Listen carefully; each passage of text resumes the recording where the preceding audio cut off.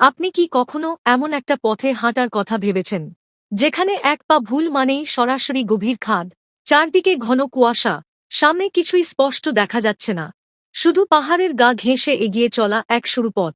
ভাবুন তো, আপনি দাঁড়িয়ে আছেন একটা পাহাড়ের কিনারায়।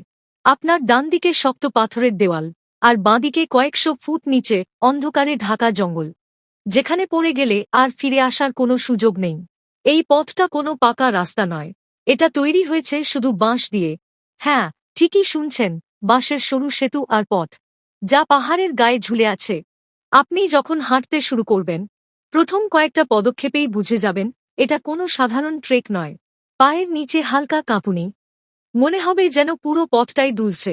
চারদিকে এতটাই নীরবতা, শুধু শোনা যাচ্ছে হাওয়ার শব্দ, আর দূরে কোথাও ঝর্ণার মৃদু গর্জন।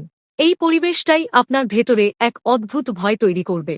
সবচেয়ে কঠিন ব্যাপারটা হল, এই পথে একসাথে একজনের বেশি হাঁটা প্রায় অসম্ভব। মানে আপনি যদি মাঝপথে ভয় পান, তাহলে ঘুরে দাঁড়ানো সহজ নয়। কিছু জায়গায় বাঁশের রেলিং আছে ঠিকই, কিন্তু সেগুলো পুরোপুরি ভরসা দেওয়ার মতো না।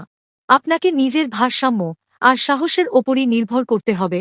আর যদি হালকা বৃষ্টি শুরু হয়, তাহলে এই পথ হয়ে যায় আরও ভয়ঙ্কর।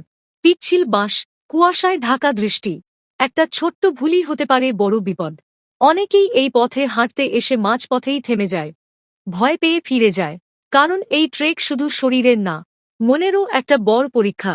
কিন্তু যারা ভয়কে জয় করে সামনে এগিয়ে যায়, তাদের জন্য অপেক্ষা করে এক অবিশ্বাস্য পুরস্কার।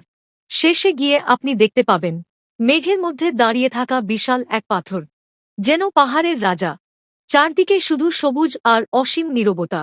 সেই মুহূর্তে দাঁড়িয়ে মনে হবে, এই পুরো যাত্রাটা, এই ভয়, এই রিস্ক, সবকিছুই যেন সার্থক। আপনি কি কখনো এমন একটা অভিজ্ঞতা নিতে চাইবেন, নাকি নিরাপদ পথেই থাকতে পছন্দ করবেন? কমেন্টে অবশ্যই জানাবেন। আর এই ভয়ঙ্কর কিন্তু অসাধারণ সুন্দর জায়গাটির নাম হল মাও রিংখাং ট্রেক, যা অবস্থিত মেঘালয়ে। কমেন্টে অবশ্যই জানাবেন আপনি কি এই রাস্তায় যেতে চান।